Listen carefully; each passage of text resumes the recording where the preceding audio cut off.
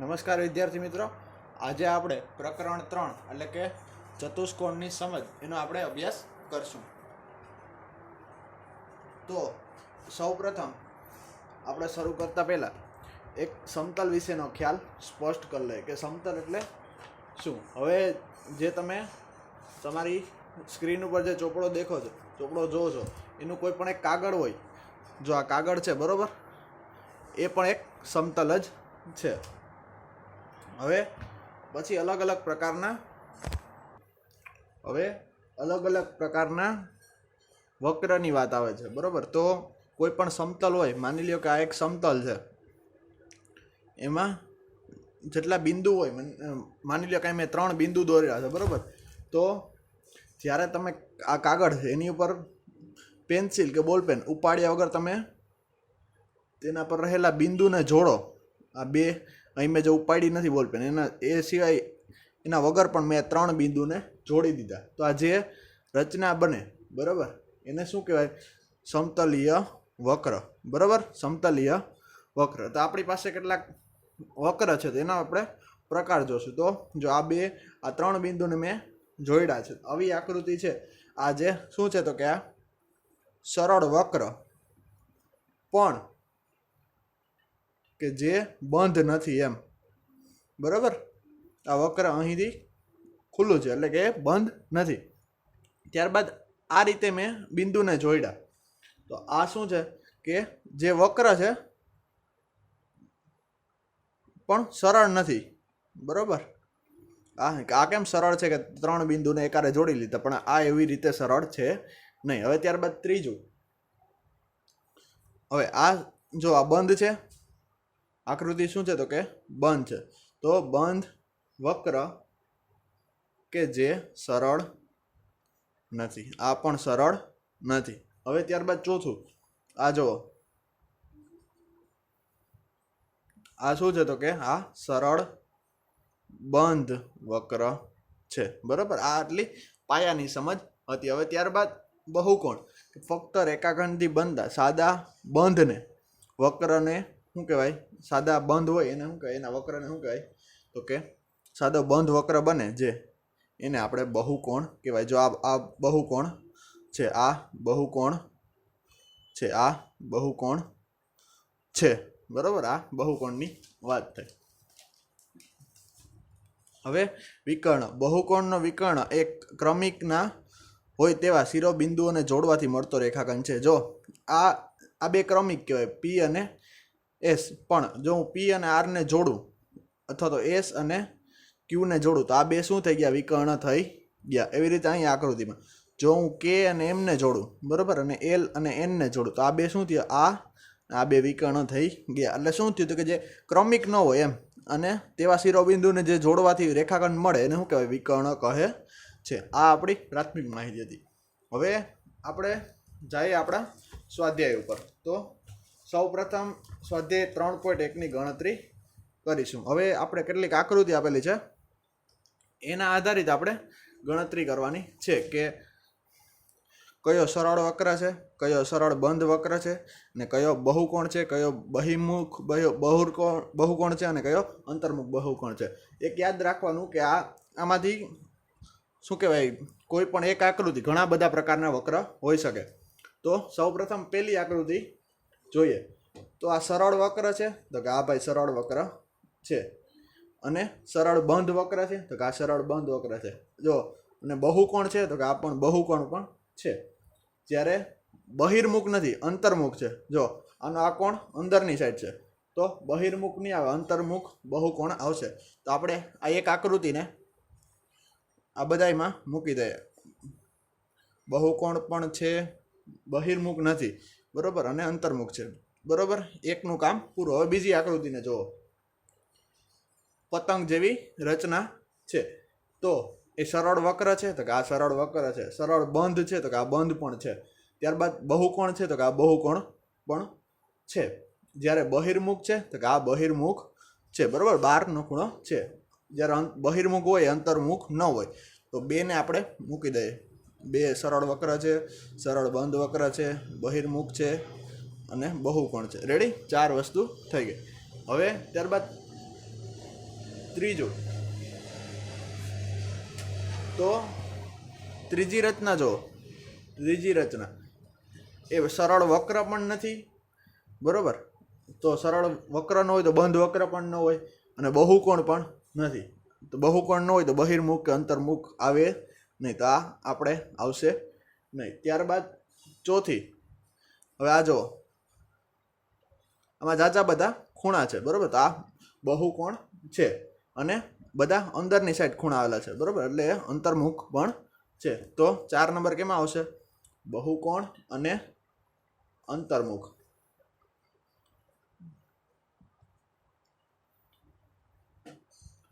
હવે કેટલામાં પોગ્યા? પાંચમું, બરોબર, તો પાંચમી છે એ સરળ વક્ર છે અને બંધ છે. એવી રીતે છઠ્ઠી એ પણ સરળ વક્ર છે અને બંધ છે, અને સાતમી એ પણ સરળ વક્ર છે અને બંધ છે. ત્યારે આઠમું એ નથી સરળ વક્ર, નથી બંધ, કે નથી બહુકોણ, કે નથી બહિર્કોણ. આ ત્રીજું અને આઠમું નહીં આવે. તો 5, 6 અને 7 એ ત્રણેય સરળ વક્ર છે, બરાબર. અહીં હું આકૃતિના ક્રમાંક લખું છું, બરાબર. આ પ્રશ્નનો જવાબ આ થશે, બરાબર. અહીં આપણે એક પ્રશ્ન પૂરો. હવે બીજો પ્રશ્ન કે નીચે દર્શાવેલા પ્રત્યેકને કેટલા વિકર્ણ છે તે જણાવો. એક બહિર્મુખ ચતુષ્કોણ, નિયમિત ષટકોણ અને ત્રિકોણ. હવે પહેલા તો n બાજુવાળા હોય, બરાબર, n બાજુવાળા બહુકોણના વિકર્ણની સંખ્યા, વિકર્ણોની સંખ્યા શોધવા માટેનું એક સૂત્ર છે, જે હું તમારી સમક્ષ અહીં રજૂ કરું છું. So n into n minus 1 by 2 ઓછા n, બરાબર. આ એનું સૂત્ર છે. હવે પેલી આપણે જોઈએ કે બહિર્મુખ ચતુષ્કોણ. બહિર્મુખ ચતુષ્કોણ હોય તો એની કેટલી બાજુ હોય? તો કે 4. ચતુષ્કોણ એટલે 4 બાજુ. પછી નિયમિત ષટકોણ, તો ષટ એટલે 6, એની 6 બાજુ હોય. ત્રિકોણની તો 3 બાજુ હોય, ખબર છે. તો આના માટે આપણે ગણતરી કરીએ. તો n બરાબર હું 4 મૂકું તો 4 n minus 1 એટલે કે 4 minus 1 ના છેદમાં 2 ઓછા 4. હવે 4 n minus 4 માંથી 1 જાય એટલે 3 છેદમાં 2 ઓછા 4. 4 3 12, 12 ભાગ્યા 2 એટલે 6. 6 માંથી 4 જાય તો કેટલા વધે? તો કે 2, બરાબર. ચતુષ્કોણને 2 વિકર્ણ હોય છે.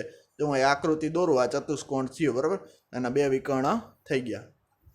હવે બીજો પ્રશ્ન જે ષટકોણ છે. ષટકોણને કેટલી બાજુ હોય? તો કે 6. ફરી વખત સૂત્રમાં મૂકીએ. 6 n minus 1 એટલે 6 minus 1 ભાગ્યા 2 ઓછા 6. 6 n minus 1, 6 માંથી 1 જાય તો 5 ભાગ્યા 2 ઓછા 6.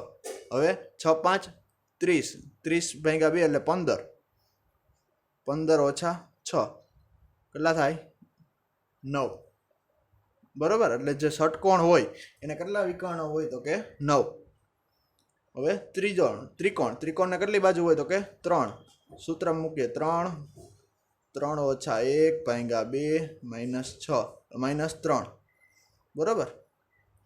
3 ગુણ્યા 2 ભાગ્યા 2 ઓછા 3, તો 2 કેન્સલ. 3 ઓછા 3 0. ત્રિકોણને વિકર્ણ હોય નહીં, બરાબર. કાં? તો કે આ ત્રિકોણ દોરું તો આની અને A, B અને C શું કીધું કે ક્રમિક ન હોય, એના સિવાયના જે એના શિરોબિંદુને જોડીએ તો વિકર્ણ મળે.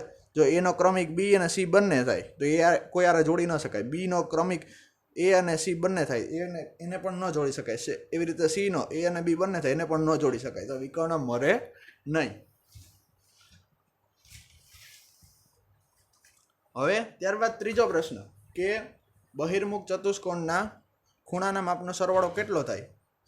જો હવે જો ચતુષ્કોણ બહિર્મુખ ના હોય તો શું આ ગુણધર્મ લાગુ પડશે? તો જોઈએ.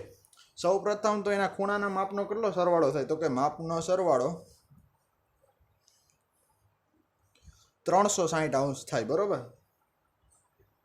આ પહેલો પ્રશ્નનો આપણો જવાબ. હવે એનાથી આગળ શું કીધું? જો ચતુષ્કોણ બહિર્મુખ ન હોય, બહિર્મુખ ન હોય એટલે એવું થયું ને કે અંતર્મુખ હોય, બરોબર. એટલે કે અંતર્મુખ હોય તો પણ તેના બધા જ ખૂણાના માપનો સરવાળો કેટલો થાય? 360. બરોબર. હવે અંતર્મુખ હોય કે બહિર્મુખ હોય, એના ચતુષ્કોણના ચારેય ખૂણાના માપનો કેવો થાય? તો કે સરવાળો 360. હવે એક અંતર્મુખ હોય એવી હું રચના તમને દોરીને દેખાડ દઉં. ચલો, આ અંતર્મુખ થયો. બરોબર. આના ખૂણા તમે માપો ને, બરોબર, તો આ પણ કેવો થયો? હું નામ આપી દઉં, A, B, C અને D. આ પણ એનો માપ પણ કેટલો થાય? તો કે 360. આપણે જે સાબિત કરવાનું હતું એ કરી દીધું. હવે એના પછીનો ચોથો દાખલો કે નીચેનું કોષ્ટક જુઓ. અહીં પ્રત્યેક આકૃતિને ત્રિકોણમાં વિભાજિત કરેલ છે અને તેના પરથી એના ખૂણાના માપનો સરવાળો કેટલો થાય જોઈએ. જો ત્રિકોણ છે તો બાજુ કેટલી? 3, માપનો સરવાળો 180. ત્યારબાદ 4 બાજુ હોય તો 2 ગુણ્યા માપનો સરવાળો શું કીધું? તો કે 2. જો 2 ભાગ પડે, અહીં 2 ભાગ પડે અલગ અલગ, તો 2 ગુણ્યા 180 ત્રિકોણ સ્વરૂપે છે એટલે તો 4 માંથી 2 જાય ગુણ્યા 180 એટલે કેટલા થાય? તો કે 360.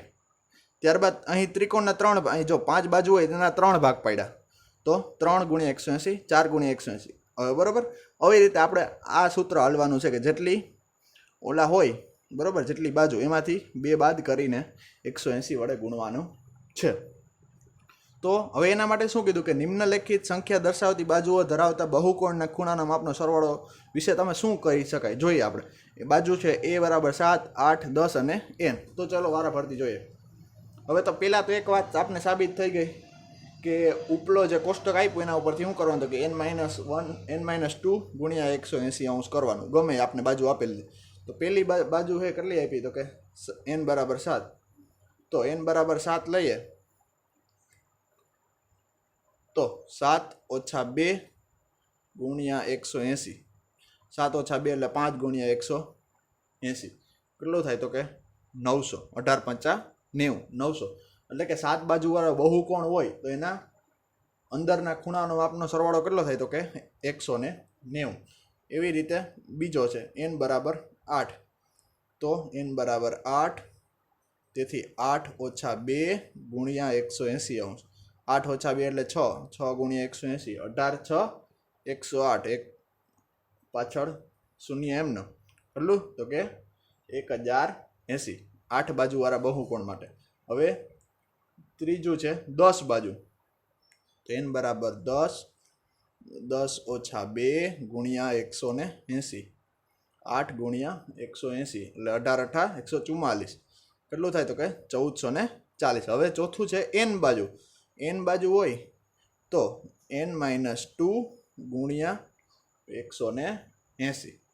બરાબર. એનની જગ્યાએ આપણે કોઈ પણ બાજુ આપેલી તો એનો અંદરના ખૂણા, અંદરના બધા ખૂણાનો સરવાળો કેટલો થાય? તો કે n-2 ગુણ્યા 180. આ સૂત્ર યાદ રાખવું, ભવિષ્યમાં કામ આવશે. હવે એના પછીનો દાખલો કે નિયમિત બહુકોણ એટલે શું? એવા નિયમિત બહુકોણના માપ આપો કે જેમાં 3 બાજુ હોય, 4 બાજુ હોય અને 6 બાજુ હોય. ઓકે, તો આપણે સૌ પ્રથમ રજૂ કરીએ કે નિયમિત બહુકોણ એટલે અંદરના બધા જ ખૂણાના માપ સરખા હોય અને બહુકોણની બધી જ બાજુઓના માપ સરખા હોય.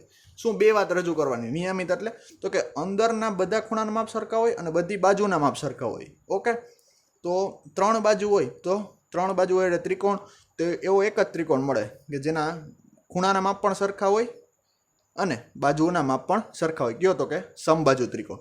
જ્યારે 4નું કહે તો 4 તો ચોરસ. ચોરસના ચારે ખૂણાના માપ 90 હોય અને બાજુઓના માપ પણ સરખા હોય. હવે 6 હોય તો નિયમિત ષટકોણ. જો ષટકોણ ન હોય પણ શું? તો કે નિયમિત ષટકોણ. એ 6 બાજુનો જવાબ થયો. હવે આવે છે છઠ્ઠો દાખલો કે નીચેની આપેલી આકૃતિમાં આપણે શું શોધવાનું છે? તો કે x શોધવાનો છે. તો અહીં આકૃતિ મેં દોરી છે તમારી સમક્ષ. ઉપલા ખૂણાનું માપ 50 છે, નીચલાનું 130, આનું 120 અને આપણે x શોધવાનો છે. તો આપને ખબર છે કે ચારેય ખૂણાઓના માપનો સરવાળો કેટલો થાય? તો કે 360 ડિગ્રી બરાબર. હવે તો આપણે સરવાળો કરીએ. એક્સ 120, 130 અને 50 બરાબર બરાબર 360. હવે 120 ને 130, 250 ને 50, 300 વત્તા એક્સ બરાબર. તો 300 આ બાજુ જાય તો 360 ઓછા 300 બરાબર એક્સ. કેટલું એક્સ બરાબર કેટલું મળે તો કે 60° બરાબર. આ પહેલો દાખલો. હવે બીજો દાખલો. તો એક્સ 70, 60 અને આ કાટકોણ આપેલો એટલે આપણે 90 લઈ લેવાનો બરાબર. તો એનો જોઈએ. ચારેય બાજુનો માપનો સરવાળો કેટલો થાય તો કે 360. હવે સરવાળો કરીએ. એક્સ વત્તા 70° વત્તા 60° વત્તા 90° બરાબર 360.